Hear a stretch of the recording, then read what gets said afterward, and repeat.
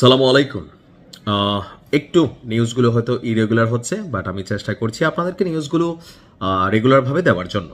তো অনেকগুলো Facebook page, নাইমিলি two নামে একটা ফেসবুক পেজ আছে, বাবা তুরে সাবধান করতেছি, ঠিক প্রত্যেকটা ভিডিওতে একটা করে কপিরাইট স্ট্রাইক যাবে। ইউটিউবেও যারা ভিডিও নেন, আমি কিন্তু প্রত্যেকের চ্যানেল মনিটরিং করছি, যে কোনো সময় আপনার চ্যানেলেও কপিরাইট স্ট্রাইক যাবে উইথিন 48 আওয়ার্স।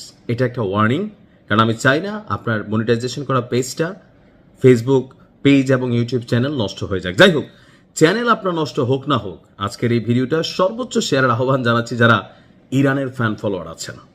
একটা গোমট বাধা আবহাওয়া বা পরিবেশ আপনার ইরান এবং মার্কিন যুক্তরাষ্ট্রের মানে বর্তমান সিচুয়েশনটা আমার কাছে মনে হচ্ছে। কারণ আপনি দেখেন যে এই মুহূর্তে ইরানের বিপরীতে মার্কিন যুক্তরাষ্ট্র বড়সড় একটা প্ল্যান করছে, তবে ইরানও ঝুঁকেঙ্গান হি সালা স্টাইলে আছেন।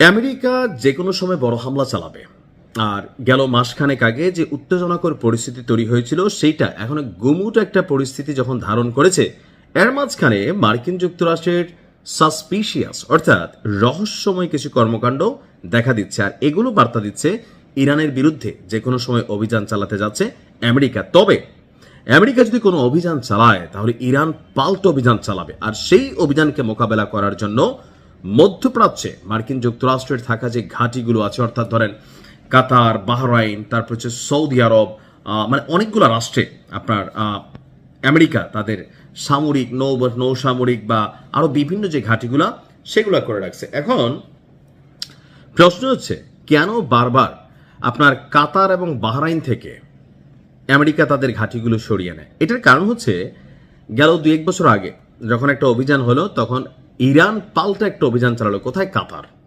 যেখানে মার্কিন সামরিক ঘাঁটি ছিল, বিশাল বিমান নৌবহর, আপনার হচ্ছে এয়ার হ্যাঙ্গার, ঠিক আছে, অনেক কিছু ছিল। তো এবারও মধ্যপ্রাচ্যে যুদ্ধের সম্ভাব্য শঙ্কার আশঙ্কায় কাতার এবং বাহরাইনের প্রধান সামরিক ঘাঁটিগুলো থেকে শত শত মার্কিন যুক্তরাষ্ট্রের সেনাদেরকে সরিয়ে নিচ্ছে যুক্তরাষ্ট্র। গতকালকে নিউ ইয়র্ক টাইমস পেন্টাগন সূত্রের বরাত দিয়ে এই তথ্য দিয়েছেন। প্রতিবেদনটি বলছে, কাতারের আল উদেইদ বিমান ঘাঁটি থেকে কয়েকশো সেনা প্রত্যাহার করা হয়েছে প্রথম ধাপে, এটা চলমান থাকবে।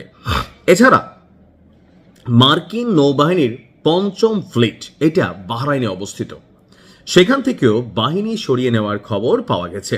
তবে ইরাক, সিরিয়া, কুয়েত, সৌদি আরব, জর্ডান এবং সংযুক্ত আরব আমিরাতে মার্কিন সেনারা এখনো অবস্থান করবে। এখন এটারও কারণ আছে, কারণ অতীতে আমেরিকা যখন অভিযান চালাইছিল তখন তারা তাদের কাতার এবং বাহরাইনের যে ঘাঁটি, বাহরাইনে মার্কিন যুক্তরাষ্ট্রের বিশাল নৌবহর একটা আছে, তো সেখানে আপনার কি বলা হয় যে আপনার বিমানবাহী যে রণতরীগুলা, ওইরকম অনেক ধরনের কানেক্টিভিটি আছে। তো যার কারণে এর আগে ইরান এই 2টা অঞ্চলকে টার্গেট করছে, অন্য জায়গা থেকে আসলে এরকম ঘটনা ঘটে।